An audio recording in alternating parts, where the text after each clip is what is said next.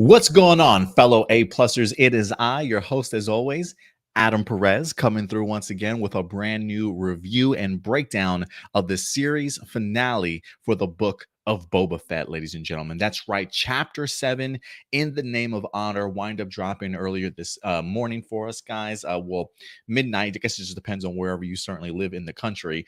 For me, I got to stay up till 2 a.m. in order to go ahead and watch it upon release. So I like to get my sleep in because I got to work in the morning. So I usually check my episodes out later that morning or early afternoon before we go ahead and sit down and talk with you guys about it. But listen, guys, at the end of the day, remember, these are always just simply going to be my A-plus opinions, but I certainly want to go ahead and know yours. What did you guys think of the finale of the book of Boba Fett? Let your thoughts be known in the live chat, or if you're watching this video after it streams, let your thoughts be known in the comment section box below. But we would certainly love to hear your thoughts, not only on just the finale, but the entirety of the series itself also, guys. So definitely let your thoughts be known as we go ahead and dive into this. I got feelings all over the place in regards to the book of Boba Fett. So I'm really glad that we have this time to go ahead and talk a little bit about it. For the finale itself, I really was very much pleased with this finale. I thought it was a very satisfying, enjoyable ending, certainly say the least.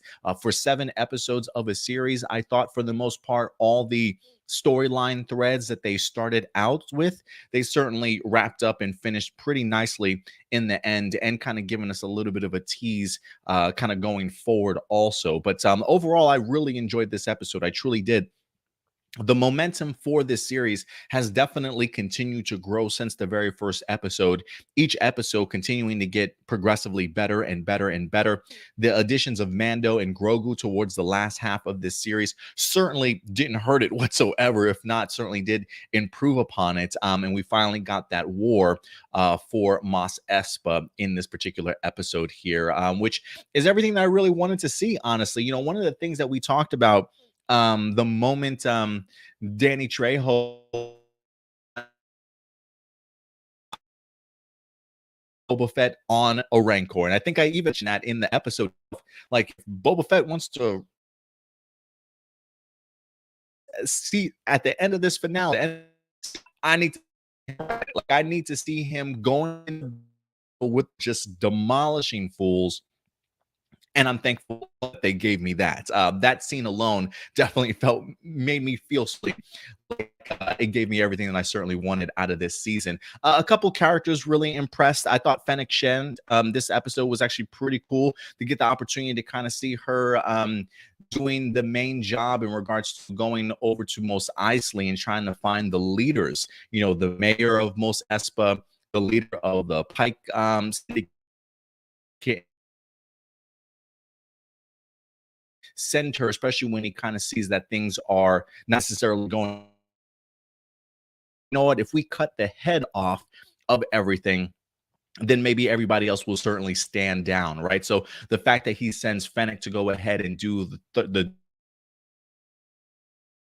I mean, she's a very well-known assassin and bounty hunter herself, very capable of certainly doing the job. And so I'm really glad that they allowed her to shine and really gave her a great moment in here. The downside to this series has been, surprisingly, the lack of Boba Fett and Fennec Shand. I one of the biggest complaints or issues that I have had, despite really enjoying the series itself, regardless of its slow start, is that while I get the idea that this is supposed to be very much an extension of the Mandalorian story, right? I've seen several people over on Twitter emphasize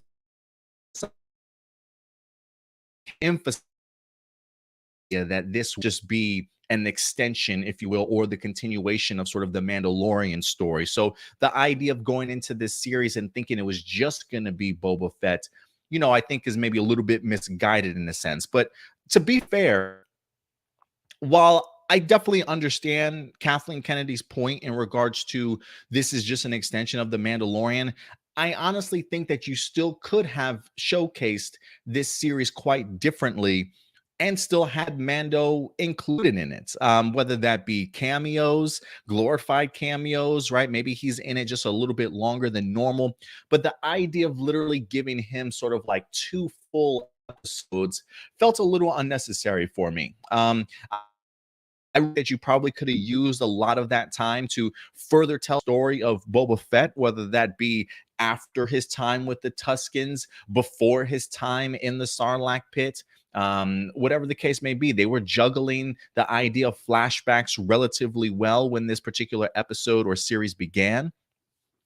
So I really do think you could have continued to have people like Mando, like Grogu, like Ahsoka in this particular story, but still have the attention and focus be on that of Boba Fett. And I think for me, that's where my displeasure comes in when it comes to this particular series. The fact that literally Homeboy was kind of overshadowed by everything else in the last three episodes, if you will. Although he definitely certainly does get his opportunity to shine in the finale, which I was definitely very much pleased with. The fact that they remembered, oh, that's right, Boba's in his own television show. We got to write him in here somehow. I do at least appreciate that when it came to the finale, all the pieces came together extremely well. And so for that, I'm definitely pleased. This episode was directed by Robert Rodriguez, which I thought he did a much better job this time around than he did his other times directing, especially when it comes to the action, the explosions, getting the opportunity to see that visceral violence, if you will, from Boba. Not only was the Rancor one of my favorite scenes in here, but also getting the opportunity to see Mando and Boba working together side by side to go ahead and take down the Pike Syndicate. It was a great scene for me when they were inside the sanctuary that was destroyed in the previous episode. Unfortunately, Madame Garza bit the dust. Poor Jennifer Beal didn't last very long in this limited series. And so they're standing around in the ruins of the sanctuary. And I just really enjoy the bond between these two. You know, the idea of Mando really taking it upon himself to make a promise and certainly live by it, right? Live by that sort of Mandalorian code that maybe Boba has kind of thrown out the window or doesn't necessarily like fully invest himself in, if you will. But the fact that we have somebody like Din Djarin who wants to stick around, help him out. I mean, Homeboy's literally willing to die with Boba Fett. If that's not somebody you want to roll with you every day of the week, I don't know who else you would certainly want having your back. So I just thought it was a really great combination. Both men willing to stick around and fight for what they believe in instead of just running just because of the fact that things got quite difficult. And the fact that Mando was ready to go ahead and sacrifice himself to help out Boba, I definitely do think went a really, really long way. So I really enjoyed just the two of them together in here. I'm if anything, I would assume that Tamora Morrison will probably return in or I should say as Boba Fett, maybe in Mandalorian season 3, or if there's any other storylines for him in the future. Because I am kind of curious now that things are kind of settled in Mos Espa, where does Boba Fett certainly go from here, right? Can he earn his own series, or will his story kind of continue as a side note in the Mandalorian series kind of going forward? It feels very much as though the Mandalorian is sort of the main ship, and then everything else is kind of maybe branching out out of it, sort of thing, like the Ahsoka series. I am wondering if there are going to be connective tissues to the Mandalorian. I would assume so. It feels like their missions are kind of connected, or I can see them easily bumping into each other, certainly once again, as the Mandalorian story certainly continues. But I really enjoyed what we got between the combination of Boba and Mando in here, especially just the action sequences, right? Talking a little bit more about Robert Rodriguez. I love seeing these two gunslingers just sort of back to back, taking down the Pikes one by one with each shot, right? Not necessarily invincible, them clearly struggling, getting shot, even though they've got Beskar steel, Beskar armor sort of thing. They're still feeling everything that's certainly happening to them and having each other's back, just the back to back firing of guns, trying to help each other up once the other person falls. The really cool sort of like knee missiles from Boba and things like that. And then, of course, seeing Din Djarin using his missiles on his wrists as well. Just absolutely great stuff, man. So I thought that was a really great action sequence that we wind up getting. And of course, you got to love the idea of the Rancor just destroying things. I do love the fact, too, that they wind up bringing back a very old and classic prequel era droid, those roller droids that wind up having the two guns on the side and create the force fields. I always felt like those were just like just droids that would just get under the Jedi's skin. I mean, talk about just a very formidable droid for them to certainly have to face off against. To be able to see like Qui-Gon and Obi-Wan sort of like running away from them, sort of thing, from the Phantom Menace, just reminds me of how difficult these droids can certainly be. And the fact that they've like literally made them these huge industrial size, huge droids now. Talk about a huge, gigantic upgrade, very formidable in battle. I mean, I think even Boba mentions the two of them alone could go ahead and single-handedly take down an entire city, which is crazy upon itself. But the fact that we've got something like the Rancor to go ahead and take them down, brilliant here also. I gotta say, Cad Bane certainly returns in here also. Getting the opportunity to finally see Boba and Cad Bane finally having their showdown, if you will. And I also love the fact that it feels very much like there's a weight of a history between these two. I don't necessarily know if this was. I don't believe this was the Clone Wars story, just revamped for the this particular show, um, or it definitely feels very much like Cad Bane and Boba Fett are playing up the moment that those two might have had during the Clone Wars, because these two very much feel like they are very familiar with one another, to the point to where Cad Bane kind of wants to know what it is that Boba truly wants, right? Like, what's his angle here?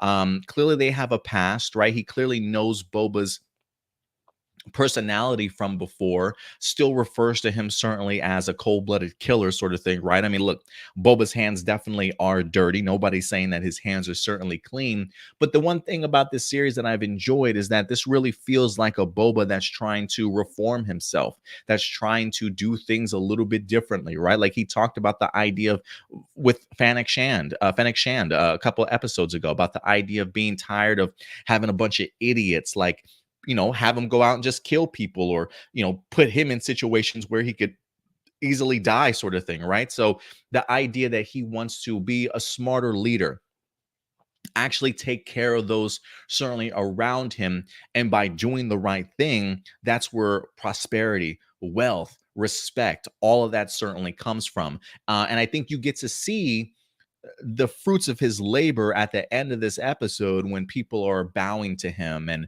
running up to him to give him fruits, right? Pay him tributes and stuff.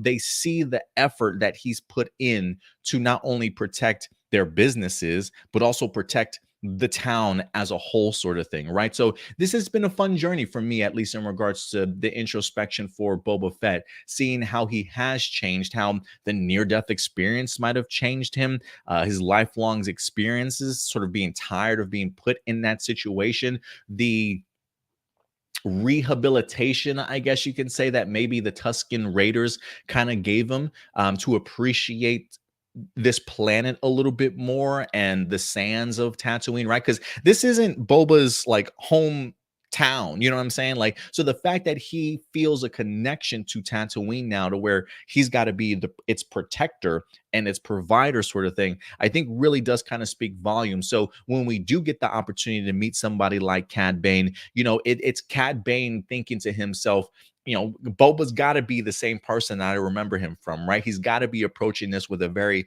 selfish angle. Like, what are you truly trying to capture here for yourself? And he fully just does not understand the person that Boba Fett has certainly turned into over the years. Now, don't get me wrong. I'm not saying that Boba is certainly not a killer anymore. I mean, we clearly saw that, as Cad Bane definitely got certainly what was coming to him. He will do what he has to do during those particular moments in time, right? But it doesn't mean that he can certainly try to avoid those if at all possible. But when he's on death's door, when he's got a blaster pointed at him, yeah, you better believe Boba Fett's definitely going to do his best to try and save his own life. So I thought that was a great moment here for Boba. A little bit bummed that Cad Bane has been killed off. I really would have loved to have seen him a little bit more. But listen, he certainly played his part. I got my live action version I've always wanted. Who's to say that he can't pop back up in any other show, right? We still got Andor that explores that time period between Clone Wars and A New Hope, or Revenge of the Sith and New Hope. Cad Bane is certainly still around. Who's to say that Andor, Cassian Andor um doesn't bump into Cad Bane at some particular point in time. So definitely opportunities for him to definitely be used throughout the Star Wars universe if need be. And honestly, this past week I did see a lot of people over on Twitter. Somebody did like a new fan art of like claiming they fixed Cad Bane, trying to make him look a little bit more like his animated series self.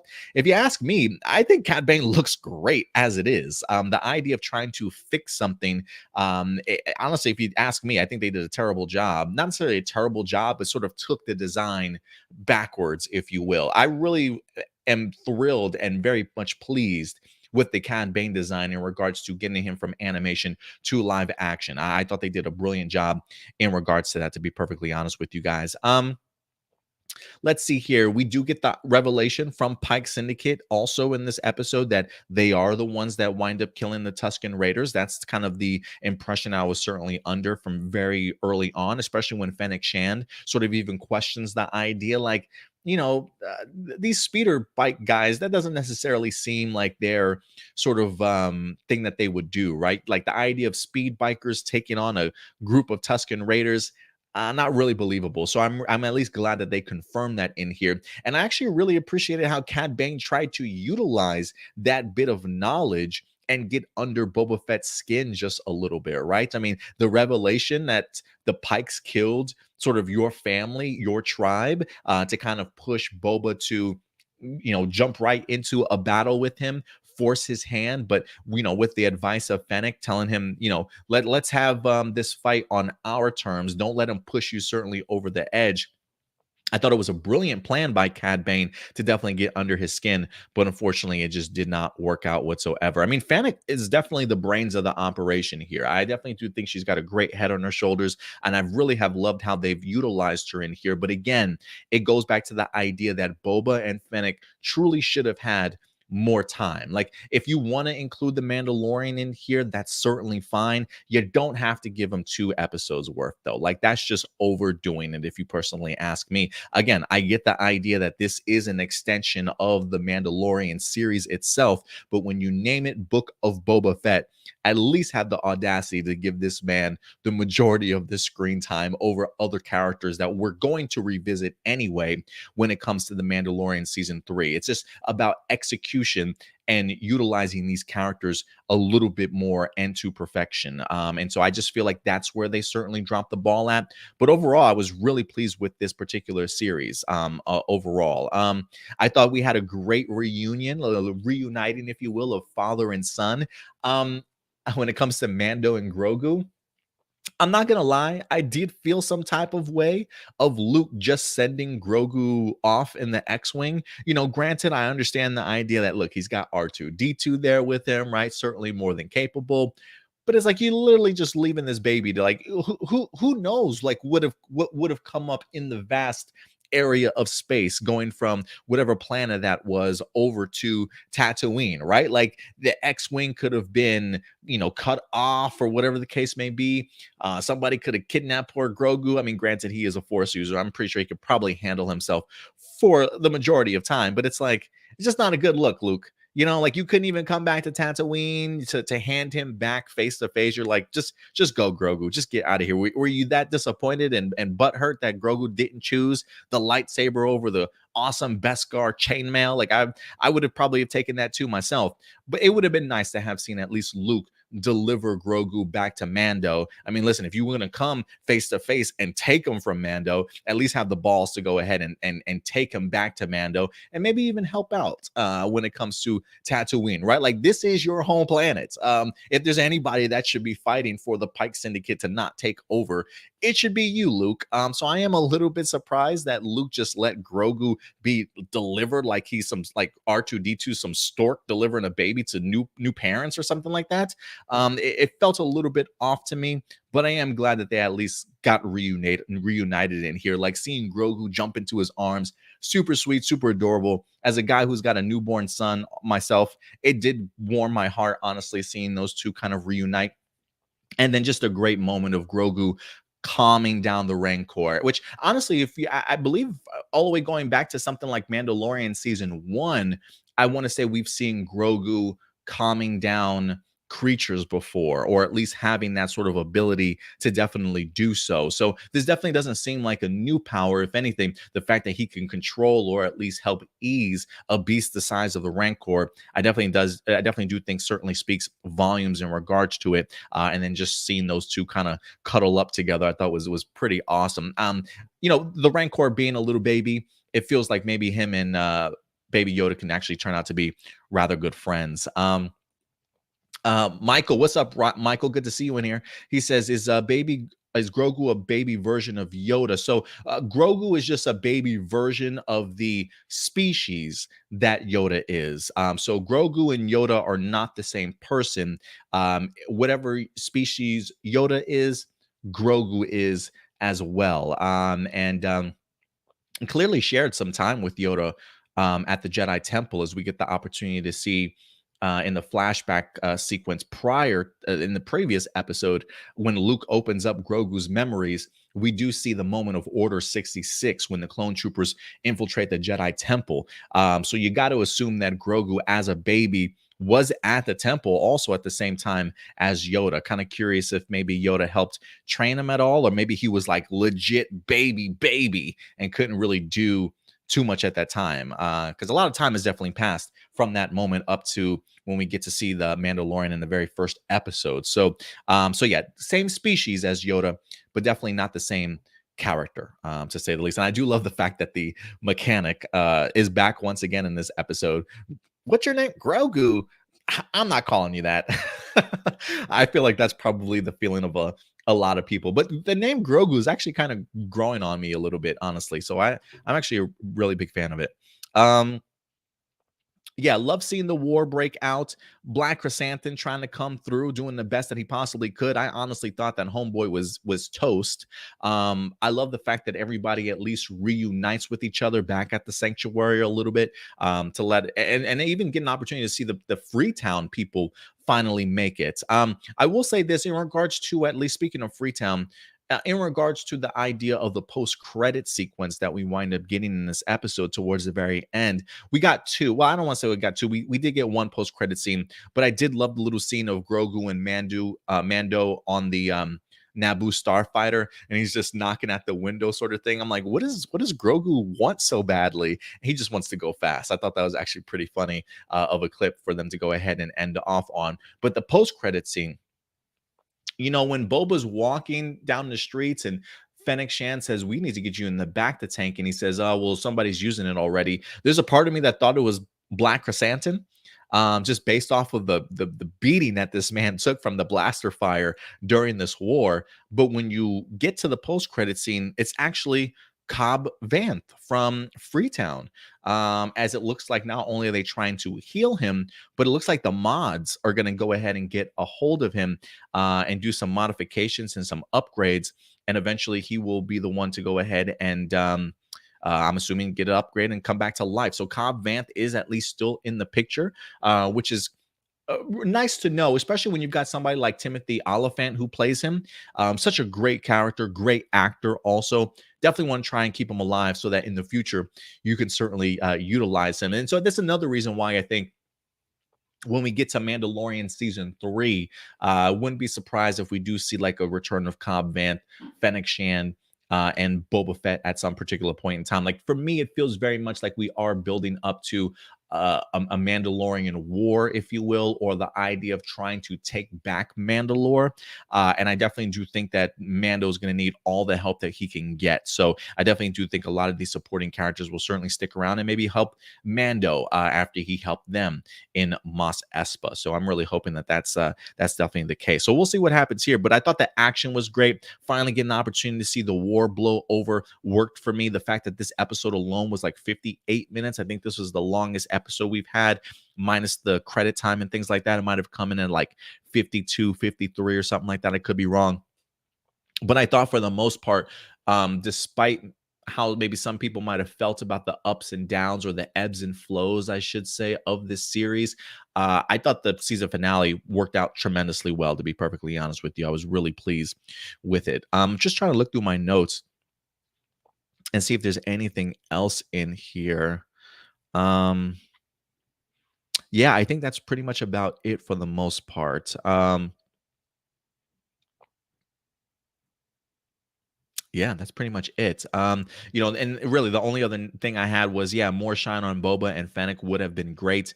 Just think a lot of material for those two to be mined, and instead it was used for Mandu and Grogu. Which outside of that, though, I really had a good time. I will bring up one thing though. I will bring up one more thing.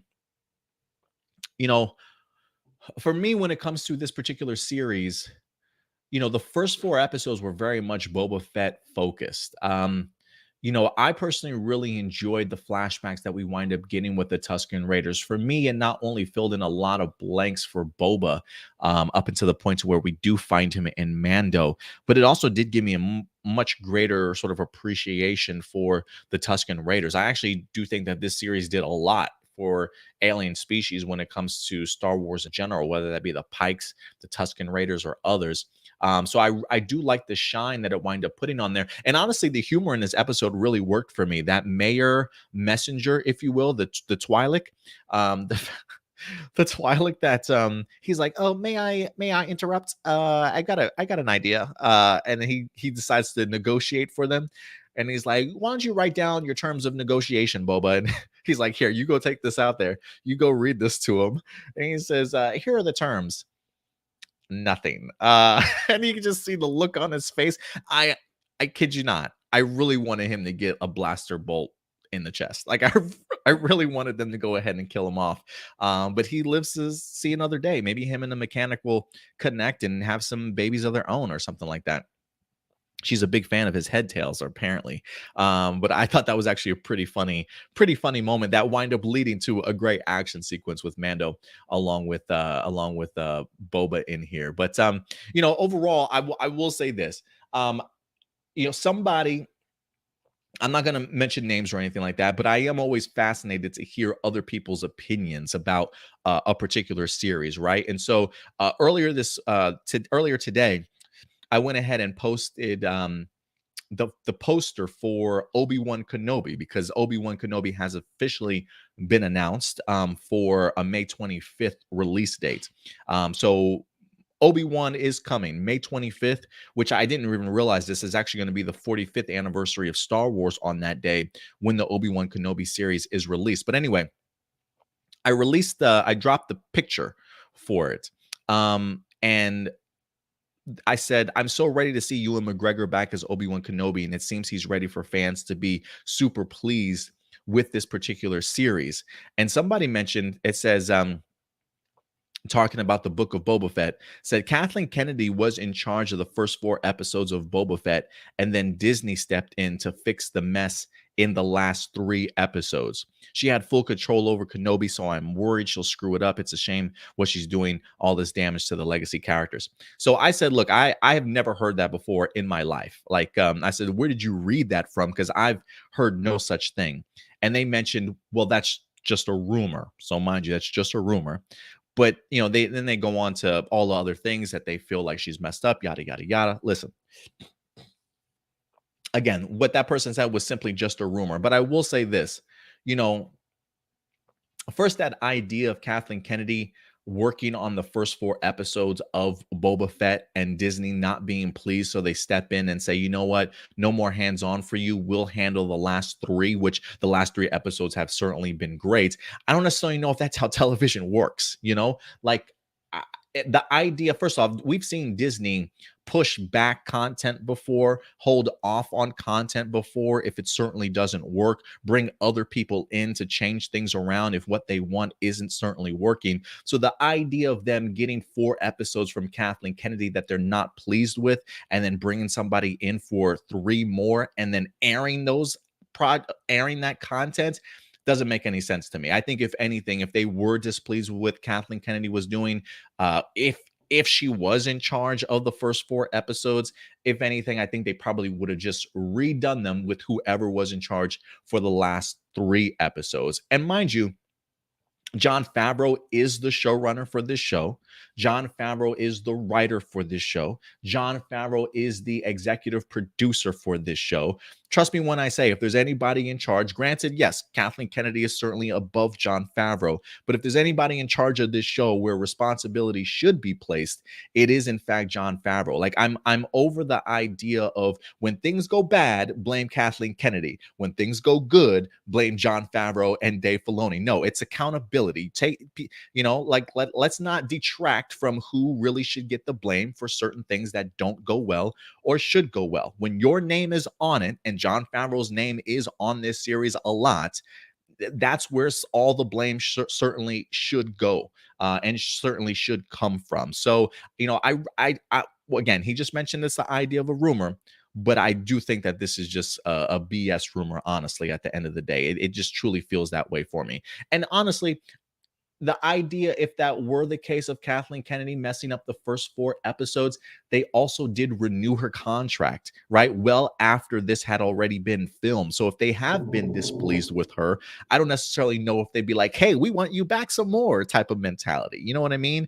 It just doesn't line up for me in that sense. And so, for me, and especially after the success that Jon Favreau and Dave Filoni have certainly had with the first 2 seasons of Mandalorian, the idea of all of a sudden now thinking that we're going to go ahead and create another series by the Book of Boba Fett that I still want Jon Favreau to get involved in, the idea of now wanting to step on his toes and sort of divert this storyline in any way that you particularly want, again, seems not plausible to me. It doesn't seem like that's something that would happen when you know you've got somebody working for you that is gold when it comes to creating Star Wars content. It's this little absent-minded sort of idea for anybody to try and change course as to what this series was certainly supposed to be. So if you were disappointed, take that disappointment to Jon Favreau, who wrote this script, who wrote all 7 episodes, executive produced and showrunned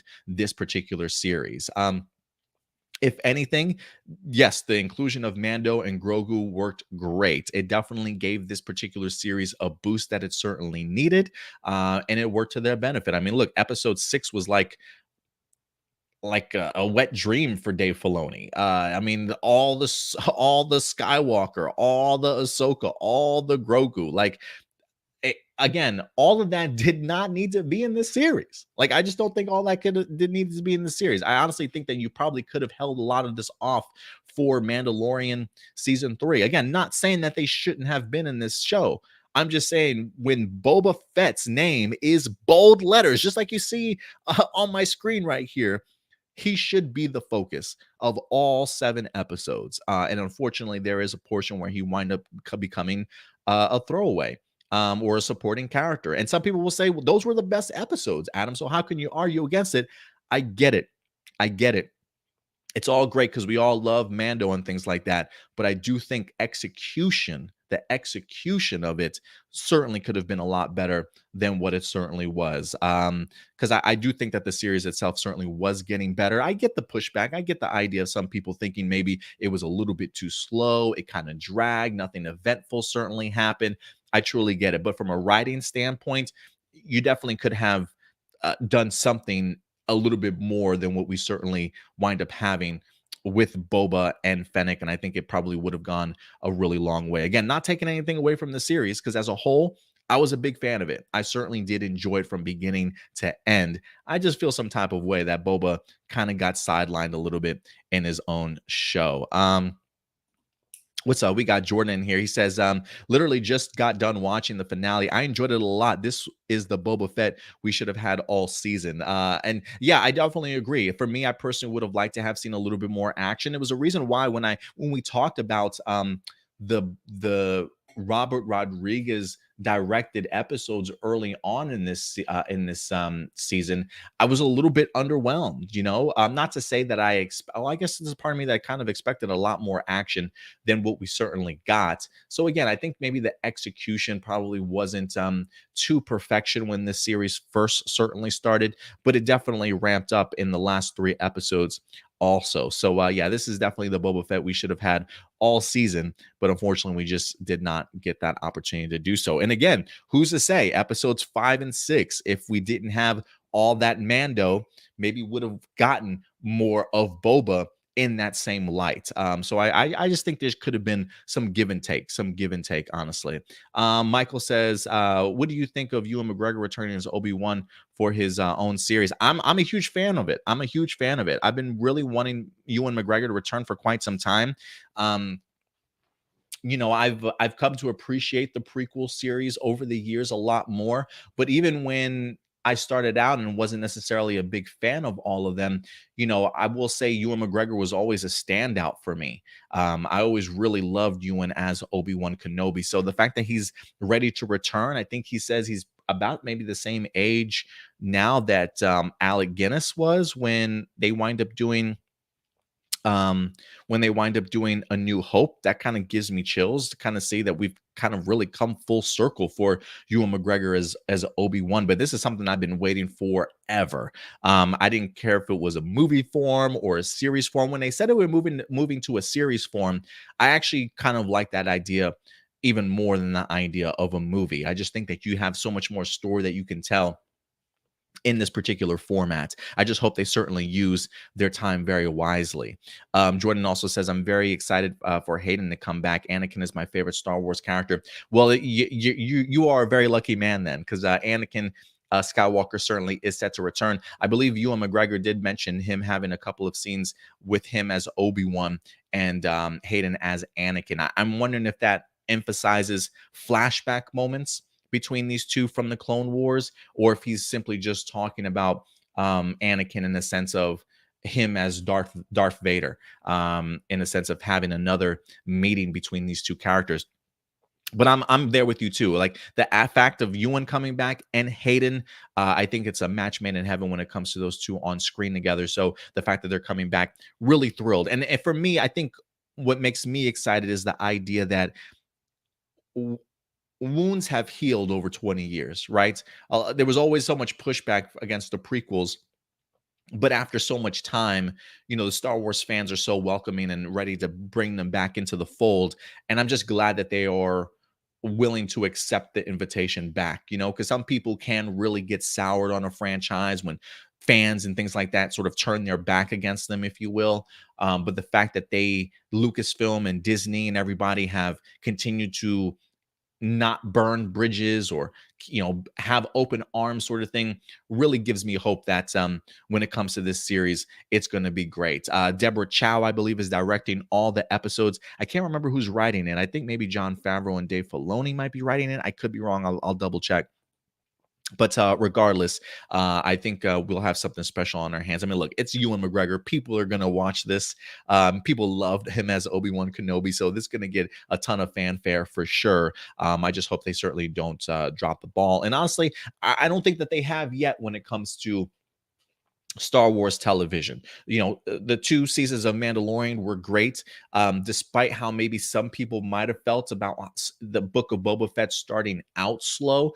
I definitely do think it certainly did a lot for the Star Wars universe in general, and really ended and concluded and wrapped itself up on a really great note. So I think some people are willing to forgive the beginning of Boba Fett, but I still think a successful series in and of itself, even though it maybe not necessarily met the expectations. I think if you had to grade Boba, whether it's a thumbs up or thumbs down, I think you still got to give it a thumbs up, even if it's barely passing, even if you want to give it a C or a B or something like that, right? I think the storytelling is definitely there. The action, the humor, Star Wars elements for sure works. So television wise, Star Wars definitely works.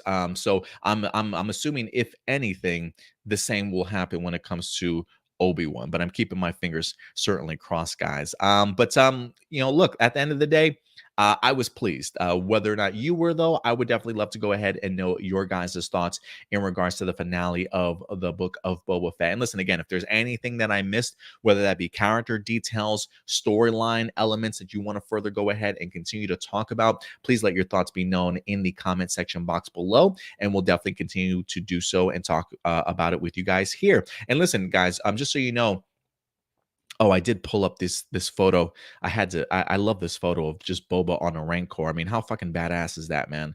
Absolutely loved it. But I will say, if anything, we will continue our Star Wars conversations every Sunday at A Plus Hero Report. We go live every Sunday at noon. Central time. So definitely go ahead and join us every Sunday where we talk not only Star Wars, but a ton of Marvel, ton of DC movies and television as well. And then, of course, we'll definitely be back with our next Star Wars series in Obi-Wan Kenobi starting May 25th for you guys, which we'll be doing reviews for you guys here. And also, if you are big into Star Wars novels or canon novels and things like that, we are in fact doing reviews for those also as we are diving deep into the High Republic. I'm currently on, what book am I reading? Out of the Shadows right now. Out of the Shadows is the one I'm certainly reading. And then once I'm done with that, we definitely will be bringing you guys a review. Jordan says, I didn't expect Cad Bane to die, so I was pretty shocked by that, but it was cool. Yeah, I didn't mind the death of Cad Bane. I do think that there are plenty of other areas in the Star Wars timeline, and that if he wants to be used again in live action, I think he certainly can. We talked about the idea of maybe even popping up in Andor if they wanted to utilize him there. I don't know how if that's something that they'll think about, but any other live action animation that comes between that time period of The Mandalorian all the way to what, the Bad Batch maybe, I think is fair game when it comes to Cad Bane certainly returning. So we'll see what happens, but I really love the usage of Cad Bane in this particular series. But overall, guys, really pleased and satisfied and very thrilled with how the finale wind up wrapping up, and very thankful for this series in general. Again, my issues with some of the execution, I definitely do think it could have been handled a little bit better, but certainly still passing for a wonderful season. But guys, listen, at the end of the day, I want to know your thoughts. But we will see you guys next this upcoming weekend. But other than that, I think that's about it, guys. So if you want to follow us on social media, please go ahead and do so right down here at A Plus Opinions. Very active over on Twitter, along with our Instagram page. And definitely check us out on our main page, which is, in fact, our Facebook page. We post all of our news articles that we get throughout the week there. Any trailers, posters, memes, rumors, whatever the case may be. We definitely go ahead and keep you guys posted. Who else we got here? High Wire. What's up, High Wire? He says it was a great episode for him, but okay. Hey, listen, to each their own, my guy, right? Like, everything television and movies is all subjective. Not everything is certainly going to hit people the same way. So if you certainly didn't enjoy it, I do apologize. But I really enjoyed this one. So hopefully there's something else out there, High Wire, for you when it comes to the Book of Boba Fett or the Mandalorian that you can certainly enjoy to the fullest. But I thought, honestly, I thought it was a pretty good episode. I personally did. Will I go so far as to say it was great? I mean, yeah, maybe it was pretty great to a certain extent, or at least decently good. It is one of those things where I do think there were other better episodes, like 5 and 6 were probably better, but I felt like, honestly, as a finale and a full wrapping up of everybody's storyline in here, I enjoyed it. I enjoyed it for certainly what it was. But thank you for your opinion, Highwire. As always, definitely appreciate it, man. But all right, guys, that's going to do it for us here. We'll certainly see you this upcoming Sunday. But until then, do me a big favor, as always, guys. Take care of yourselves, take care of each other, and keep it A plus. I was about to say, may the power protect you. Me and my damn Power Rangers talk all the time. May the force be with you, and only with you. All right, guys, I'll talk to you guys later. Have a good one. Bye.